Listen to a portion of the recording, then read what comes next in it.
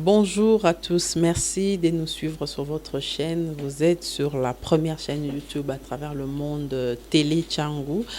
Toza Nesengo ko présenter bino émission Lelo, entretien ya Lelo, Toyambi, secrétaire général et à parti Nouvel Élan, parti cher à Adolphe Mozito.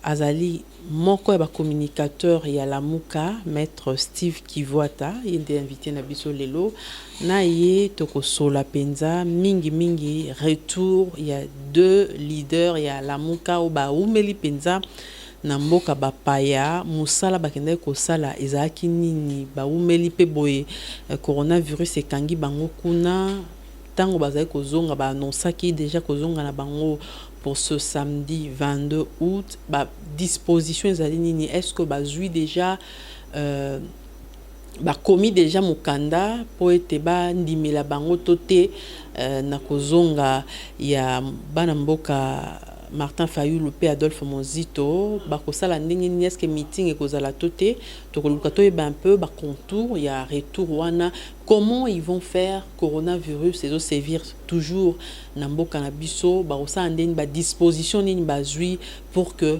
bato bazala contaminé te jour wana. Toko ye bayango na invité na biso lelo toko sur la réforme démarche. Il y a 12 parlementaires, opportunité à démarche wana bato mingi bazali kozwelango penza na lisu ya mabe. Est-ce que démarche wana ezali kokende na droite ligne? Il y a plan de sortie de crise, il y a Martin Fayulu asenga ki pe ba réforme to ko lobela yango bande ko musu basengi dialogue selon l'accord cadre d'Addis Abeba.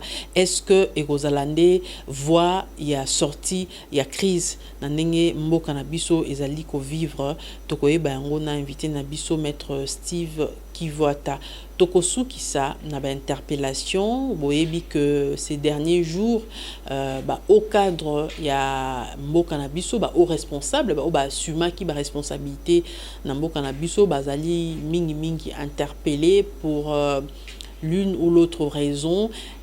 Na FCC déjà bazali ko crier na instauration ya république des juges. Est-ce que maître Steve Kivuata azali komona a déjà instauration ya état de droit nde moboko masolo na biso na invité na biso lelo azali secrétaire général? Il y a parti Nouvel Élan cher à Adolphe Mozito p un des communicateurs à Lamuka. Restez connectés. Maître Steve Kivuata mbote maman Pololo toyambi yo lelo ya liboso toyoki na ba réseaux sociaux que mwana mboka Martin Fayulu na mwana mboka Adolphe Mozito ba kozonga ya solo wana balingi kozonga na mboka na biso. Il y a solo bah, deux leaders, il y a Lamuka président élu Martin Fayulu et coordonnateur il y a Lamuka Adolphe Mozito bah baza kozonga samedi Oyo le 22 août 2020 à partir de l'aéroport international Yanjili. Alors, bah disposition ezali nini po toza en plein pandémie. Est-ce que ba mesure ezwami parce que toyoki bozali ko benga bato ba ke ko yamba bango ba mesure ezwami pona que bato bazala contaminé? Oui, bah mesure ezwami comme d'habitude hein, maman gloire oyebi que le 13 juillet la Muka Asala qui marche où il y a plusieurs millions de personnes bazalaki sur terrain to senga ki na bato balata ba masque ba c'est forcé il y a qu'on respecter distanciation physique il y a 1 mètre et d'autres gestes barrières ils alla qui respecter oyebi to sala qui marche moko très pacifique très civilisé ou casse moko ezala kite ou le policier bazala qui attaquait. Donc de la même façon nde tokosala accueil ya ba leader na biso et oyo tokozwa bango na aéroport international ya Njili pe tomemi bango ti na terrain Sainte-Thérèse et sikoyo moi liloba ya ba leader ya Lamuka oyo bauti kosala tournée euro-américaine et kosenga epesama. Alors principal message aux alanini d'après yo tolobite ko loba makamba ko loba mais message nini bango ba ko ya nango. Mais maman, gloire oyebi que ba leader ya la muka bazali bato yo peuple apesaki confiance na ba élection en 2018 candidat oyo ba présentaki candidat commun président élu Martin Fayoulou azwaki plus de 60%. C'est la toute première fois que élection est à un seul tour moto azoba voix même si élection ezalaki à 2 tours alingaki déjà les kana premier tour et deuxièmement à Silisaki Kassuro balobaka est ouest. Donc confiance wana bazwaki na peuple et lelo tango toza ko constater que bato ba yibaki bokondi na bango ba fraudeur ou d'ailleurs lelo bango moko baza ko yibisa biso que Seni Bota ndenga trichaki UDPS akoloba FCC ba fabrikaki majorité parlementaire à travers Seni pe lelo Lambert Menda ko yibisa biso clairement que cour constitutionnelle les akanango bato Kabila basa aka volonté na ye. Donc on a toute le preuve que ba fraudeur wana en plus bazali incompétent. Oui, lelo sur le plan politique et sécuritaire c'est le chaos. Sur le plan économique baza incapable à réaliser moi budget à Mokyo il y a 5 milliards qui est la moitié à Oba proposaki. Et sur le plan social, dollar ba komi koko sa ba congolais ba luka ko kitsango na ba tableau au lieu que kita véritablement sur le plan économique ba salaire à ba professeur d'université, il y a des fonctionnaires, il y a des enseignants, il y a des médecins, donc ils ont fout à mater malgré qu'ils ont déjà insignifiant. Donc dans ces circonstances-là, où tout ça comme on a que Batouana baza ko préparer l'issue ba fraude mosusu, il nous appartient biso bato ya lamuka et surtout ba leader wana en tête, il y a que ça là que peuple là a déterminé pour notre alternance à solo. Nakanisi était message à ba leader et cause à la message et espoir pour un lendemain meilleur. Alors, bakenda ki ko sala nini ba umeli tango molai bien que coronavirus et kangri ki bango pekuna ba non saka pour la première fois ki bazali ko zonga bazongité o bazana ba rencontre kuna et lo roni bakenda ki essentiellement ko ça. Maman oyebi que mboka Congo ils a ko vivre na autarcité tozali na kati ya communauté internationale instabilité en mboka Congo et impact capé sur stabilité à bamboka mosusu na Afrique pe mokili mobiba nako yebisa ote rôle important au mboka na biso e jouaka sur le plan politique et économique par rapport à Kitanabiso et par rapport à position géographique même géostratégique na biso donc et sengela ki ko kende ko solo là qui sa situation désastreuse yambo cannabis actuellement ici ka ba partenaire mosusu nakanisi ete loko entre autres bakoya ko yebisa ba congolais yango wana tango bakoza na mabele. Alors motuna mosu bandeko bazo mona lamuka batikala 4 leaders mais apparemment seulement 2 baza actifs. Même na makambo ya retour ya Martin Fayoulou l'implication ya ba leader mosusu topé parti mosusu bazana kata la muka ezalité. Non, implication ezali dernièrement au monaki le 13 juillet to mobilisaki président Jean-Pierre Bemba zaki na mabele atambolaki lelo ezali ba 2 leaders boto bazali koya président Moïse Katumbi alingaka mingi ko préserver pe ko maîtriser côté est du pays principalement na ex Katanga donc ba leader nyonso bazali actif motona terrain na ye j'ose croire que ba parti politique mosusu ya lamuka bakoya pe ba organisation mosusu ya société civile ndenge bayaki na marche le 13 juillet lamuka comme déjà au-delà ya bato comme état d'esprit à peuple congolais lamuka azali na peuple azali na kati ya lamuka nous ne faisons qu'un nakanisi était ba conflit ba polémique wana et intéressaka vraiment lamuka te le 13 juillet au monaki ba leader nyonso bazaki te na Kinshasa sauf président Jean-Pierre Bemba to monaki atambolaki elongo na ba congolais. Alors pour nini kaka pandémie ezali retour na bazonga na bango na kimia te foka bobeta ka tambour kaka bato bayaka ko yamba bango po ni bazonga kaka na kimia te. Maman gloire na kanisi ete to landa ki biso nyonso ndenge bato yo baza incompétent ba ko la kisaka ba frauda na ba élection bakolakisa ete ti babima wana ezali grâce ya peuple te, ezali nde na grâce ya ruse na bango.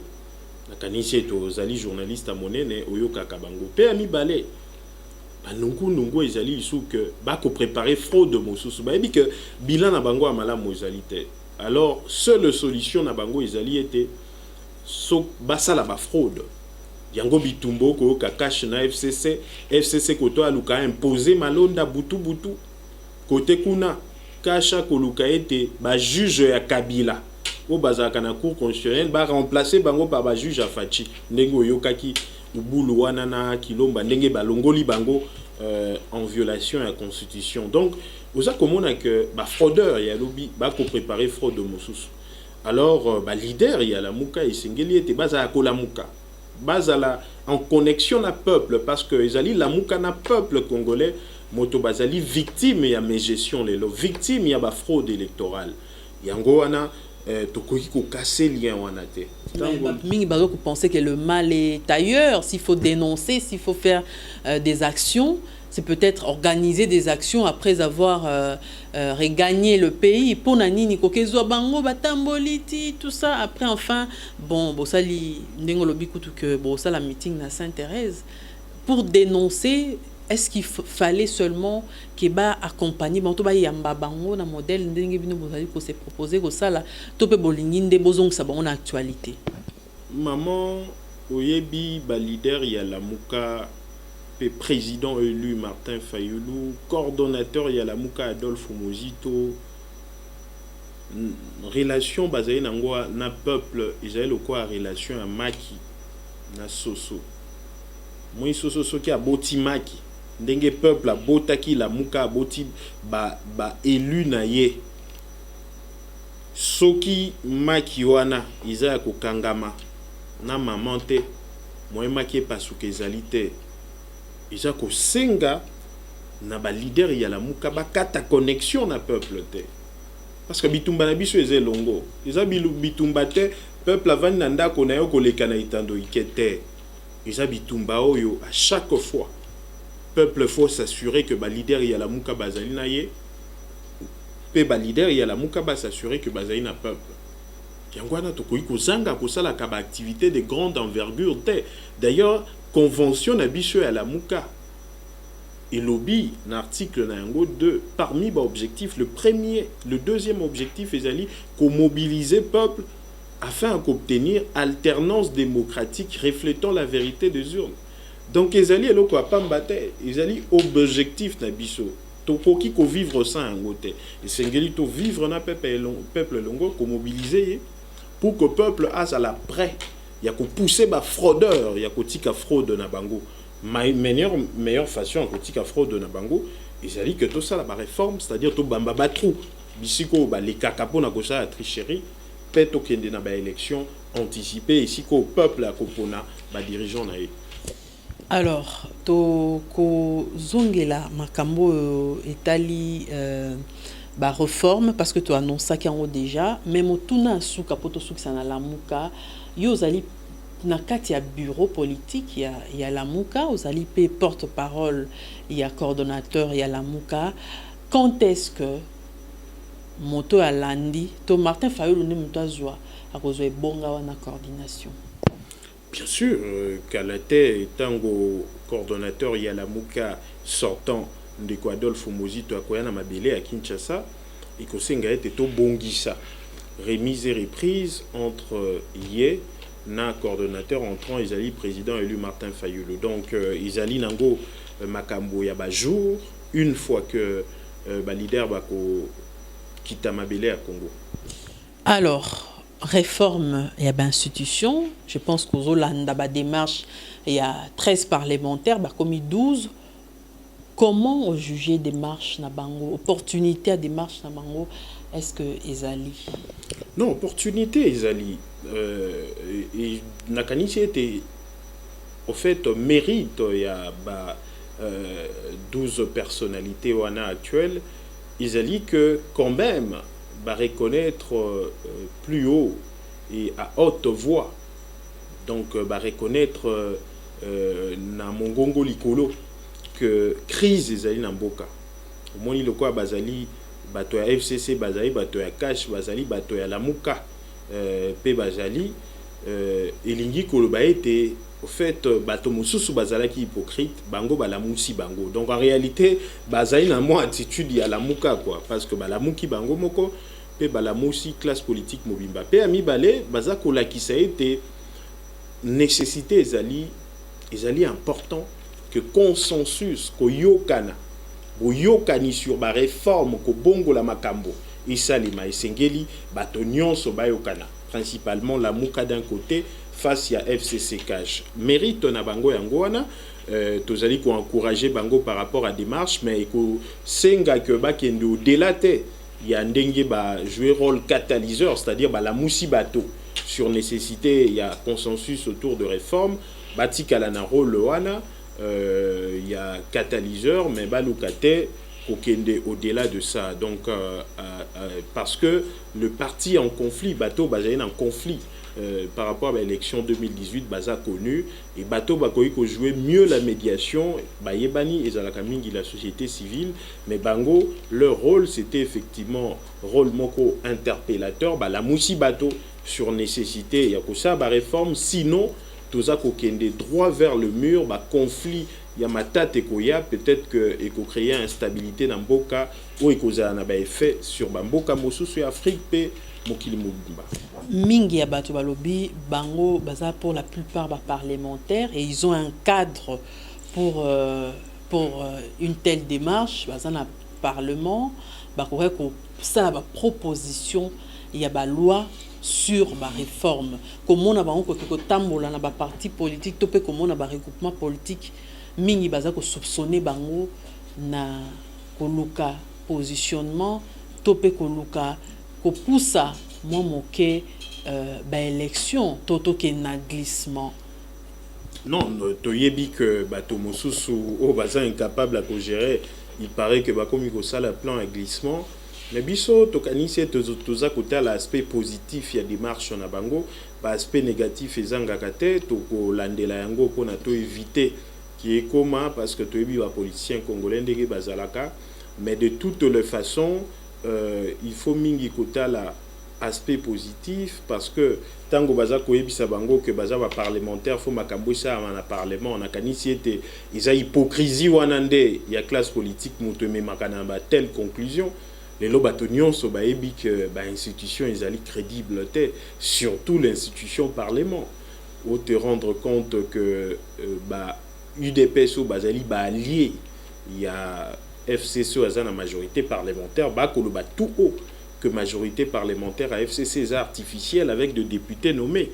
Comment est-ce que la réforme est que ça est makakakuna pe ami balé biso moko tomoni que majorité parlementaire wana ba commis au sérieux té, comment on ko se rendre compte que présidente et assemblée nationale Janine Mabunda a ko lakisa bato lipe matitalo, donc c'est que ba koyeba que bazay na vrai pouvoir comme majorité parlementaire, parce qu'une majorité parlementaire interpelle le ministre compétent ou le premier ministre va sanctionner, mais comment est-ce que akoki ko agir ainsi?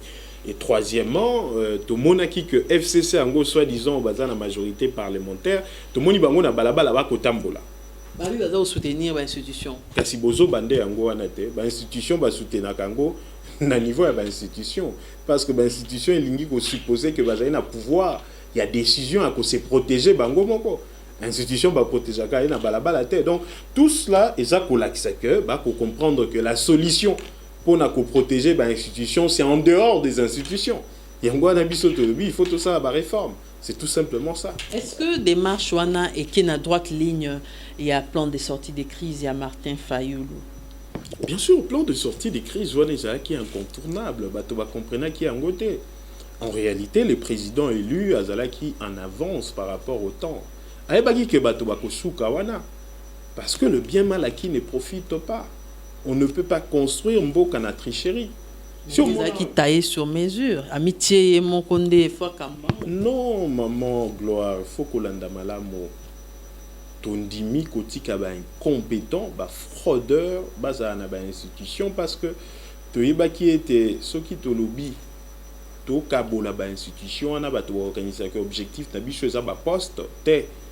biso tolobaki objectif na biso ezali tozala na structure moko o mosala na ye tokopilote yango parce que biso toza na souci que tricherie ezala te lobi mais bamisusu mpe bapartie prenante mosusu bakozala na kati souci ya structure wana ezali nini ezali que baréforme tokanisa yango malamu mingi esika ya kobamba batrou place tricherie ekoki koleka mpe surtout soki ekomi ntango ya koexécute barésolution wana au conseil wana ya réforme institutionnelle mosala nango eza kolandela soki barésolution wana ekozala exécute voilà mosala oyo topesa mandat na mokuse ya Félix Tshisekedi po bolobaki que faut transition esalama ya 2 ans.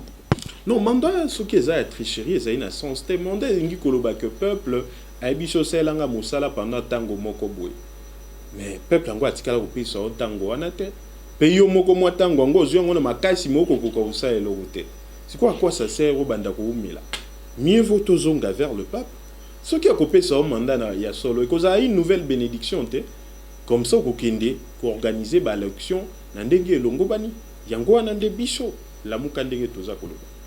Alors bato mingi balobi ba réforme wana fosalama entre ba institution donc ezala ba réforme interinstitutionnelle ba mususu bazali ko proposer dialogue selon l'accord cadre d'Addis Abeba. J'espère que oyebi ba makambo wana ndenge salama. Est-ce que option nini topona cadre nini bato bakoso la makambo réforme wana?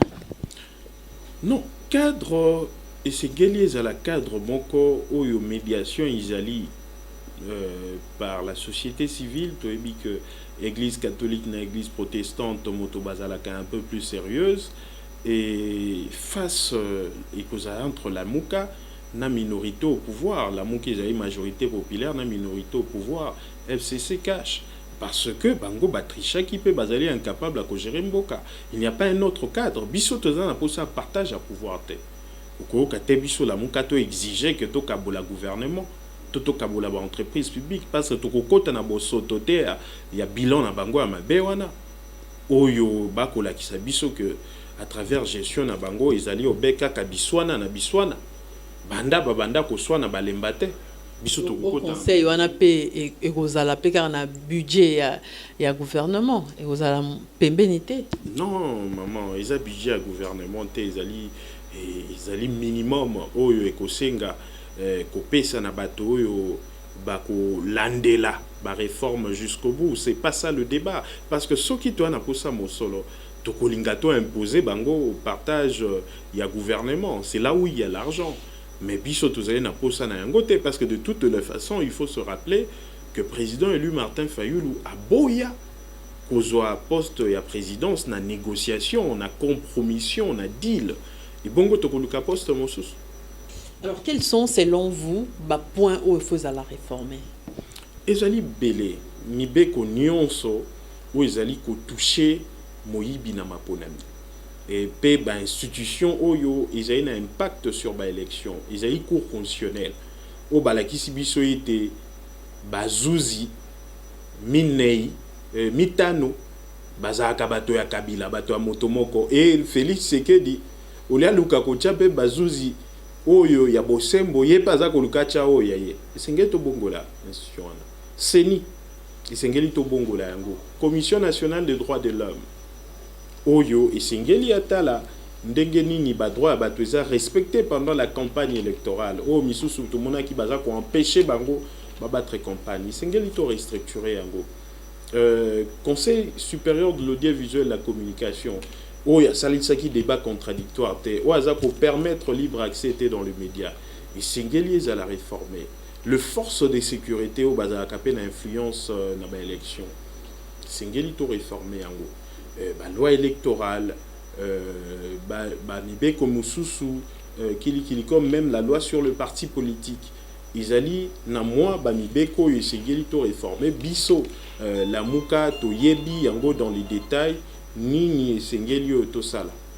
Alors pona seni bandeko mingi ba proposer ndeti parti orange proposé que parti politique mon côté ezala na kati ya bureau nango? Non, toyebi parti Orange ezali parti oyo ya moi sika bazali vraiment na expérience ya politique te. Ndeti nouvelle élan pesa ici. Ouais, nouvel élan eza sika mais na ba animateur politique ya kala ba cadre ya kala.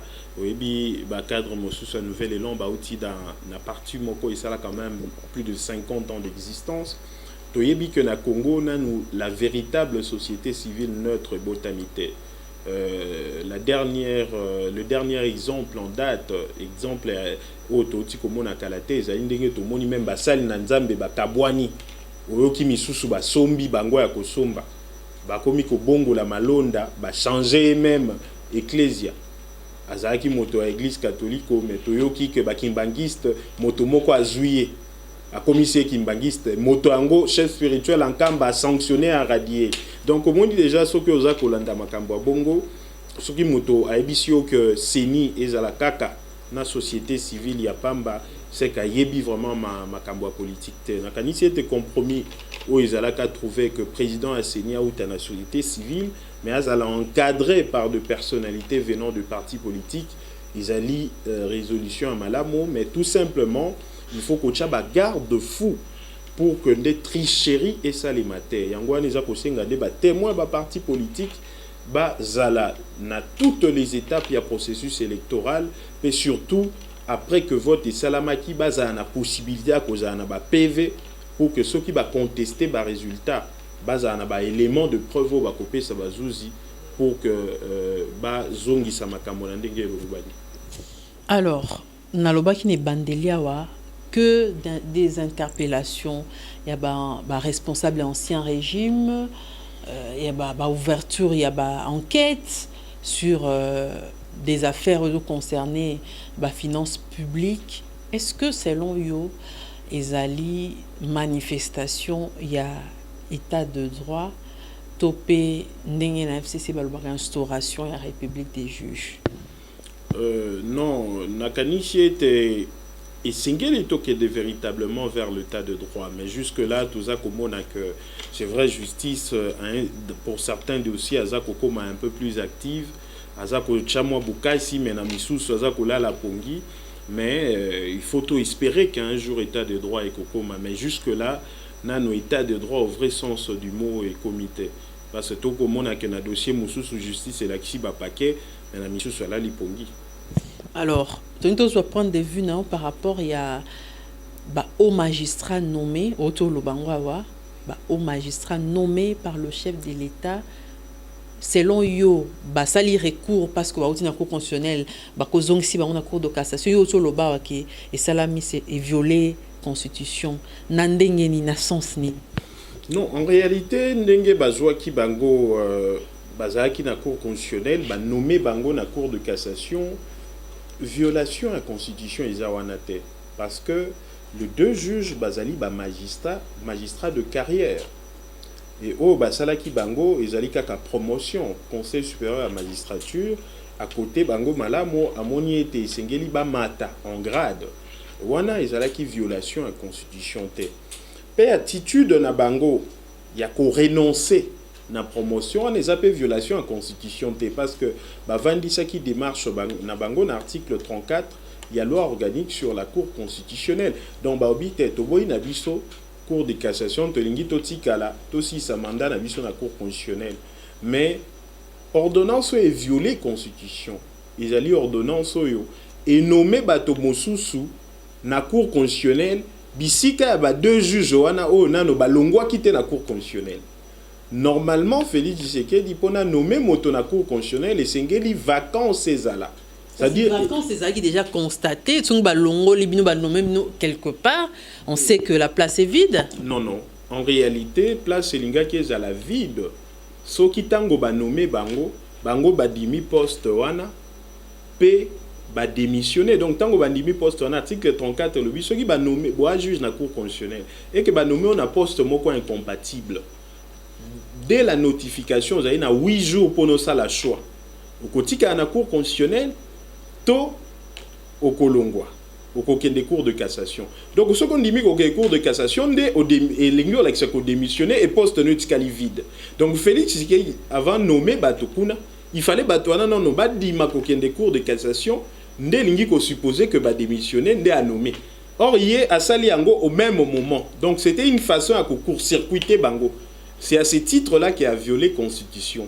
Mais en matière de droit, attaque à violer la Constitution, ceux qui juge va saisir la Cour des tribunaux pour démontrer que acte a Félix Tshisekedi de violer la Constitution, et bien acte est comme exécutoire, et bien tu es obligé à côté poste dans la Cour constitutionnelle. Voilà un peu spécificité, il y a droit d'engager fonctionnaire. Mais en même temps, la Cour de cassation va prêter serment et Hollanda qui répond à la présidence. Ils ont constaté des missions à Bango.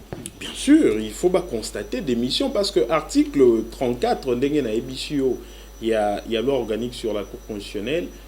Tango a lobby effectivement que bazaïna a choix et l'ingi koloba que tango babayi que batika na Cour constitutionnelle et l'ingi koloba bois qu'ici makambo a Cour de cassation. Donc déjà bois qu'ici ango. Il fallait pour constater que l'ingi Cour de cassation était. Mais maintenant il faut qu'on traite kana bango na Cour constitutionnelle. Et si Koyope, Bazouz Yohana Sikeko Senga qui va prêter serment devant hier Félix Tshisekedi Pena, membre de l'Assemblée nationale dans le Sénat, vous pensez que solution pour le chaos est politique? Solution est politique dans le sens où tous les tricheurs au sommet du pays, les fraudeurs. Tu vois que c'est la mieux na bango. Baza bato ba message na tricherie, makambo na kolobana ko inventé té. UDPS yemoko alobi alien na biso a moyibi aiba na maponami majorité neza lokuta na ba député nommé pe UDPS peut perdre pas le bakalikambo moko ya bongo kaka pona ya Ndeko Félix Tshisekedi baka payer pas longa na maponami té mais au plus tard pas plus tard qu'il y a 2 jours toyoki susu motondet Lambert Menda lo baka ba juge ya cour constitutionnelle basa ka mosala pona Kabila. Alors, bitango, ba député moko balingi ba intenté action na justice et koko isa bazouzi wana abi kingakati belelie lokola parmi ba député wana motona ya zalaki est-ce que wana la muka moto ko lobango. Alors, une dernière chose, aux magistrats vont prêter serment devant les chefs de l'État au Parlement, l'Assemblée nationale, sans le président du Sénat, la chambre basse et puis le Premier ministre. Et qu'on traduire non, mais maman, ils allaient qu'on traduire à bateau bako kambalelo. Bana souci à peuple te bako prioriser biswana swana entre bango. Yangoana biso to kanisie te ekosenga que peuple a telema. Sinon te makambo yoko ekukendeti na sukate. Makambo peuple ndé a ko souffrir makasi tala ba comité na niveau ba komi ko escroquer peuple au dollar ikiti bango moko babi que dollar ikiti te au lieu que babi sa ba kambiste boke ba boza ko escroquer peuple te ba tiki ba escroquer peuple a ko kende ko changer dollar na 15 000 francs mais tango ko linga somba dollar ba la kisi 21 000 francs. C'est ça qui est grave. À un moment donné, on a parlé de négociations entre cash, rapprochement et tout. On a même senti dans la déclaration des uns et des autres que, en tout cas, des marches Kozala, Ezawapi en ces moments. Où en est-on? Entre la Moukana cash, non, biso to yebisa bato ya cash, le quoi bazaye na quand un tricheur. Biso to za Kozela. Première révélation, balobi qui est allié na bango a moyibi, aiba na maponami. Deuxième déclaration, bango moko bami lobela. Pe asuka ekosala ete soki bato bandimi lisumu na bango ndeto ko ikosa ba réforme. Martin Fayulu lobaki a limbisi, on doit voir l'avenir. Toko kotika kana makambo kalate. Maman ba limbisaka e ba bosa na kate. Ko limbisi lingi ko lobaki to na problème personnel te. Mais problème oyo UDPS bazayi na ngona ndeko Félix Tshisekedi ezali na peuple. Moto ba trahissa liboso ezali peuple, ezali la mukate, ezali Martin Fayulu te. Biso tokoyi ko limbisa bango mais peuple a ko limbisaka bango te parce que ba conséquence ya trahison na bango ezali fâcheuse. Les lo peuple azali ko souffrir. Donc isengeli basenga bolimbise pas peuple et il n'y a pas mille façons. Il y a Kosenga Bolimbisi que Kondima, réforme institutionnelle, paie un consensus national autour de la réforme. Alors, Maître Steve Kivuata, secrétaire général à Nouvel Élan, parti à Adolphe Mozito, un de communicateur à la MUCA, membre à bureau politique, il y a coordination, il y a la MUCA, il y a une qui invité Nabiso Lelo, Tokomi Nasuka, Maître Steve Kivuata, message nous relancé, na ba Congolais, ba Kolanda, Mokili Mobimba, et en particulier, ba Kinois, Oyo, Bazali Kozela, retour, il y a 2 leaders, il y a la MUCA. Message Jacopé Sabango, Ezalika Kato Lendi Sama. Total ndenge mboka ekomi na dérive mindele bapaya bakoseka biso bakomona mboka moko ekopela moto mais premier ministre Koko Ilunga Ilukamba na ndeko Félix Tshisekedi bakoswana bakokangama binemi et à un certain moment oyoki même que bakomi beta bakara moto ekopela na mboka baza ba solution te ba institution ekomi kotambola na balabala nyonso wana eza kosenga ete peuple congolais atelema pona bouter dehors ba fraudeur parce que moto ayibaka atika kate jamais moyibi atika toyoki déjà na assemblée nationale Jani Mabunda ko bongisa lisusu balekisa malonda basale passage en force malgré ba marche ba congolais tout ça là qui angwana to limbakate soki la muka bengi bino na marche na accueil boya parce que ya bitumba ya bino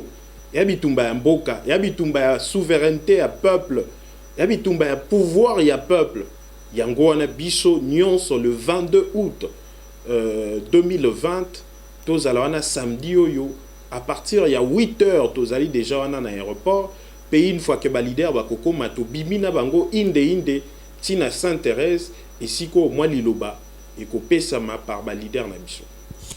Maître Steve Kivuata totondi botondi. Ngande na tondi bino botondi.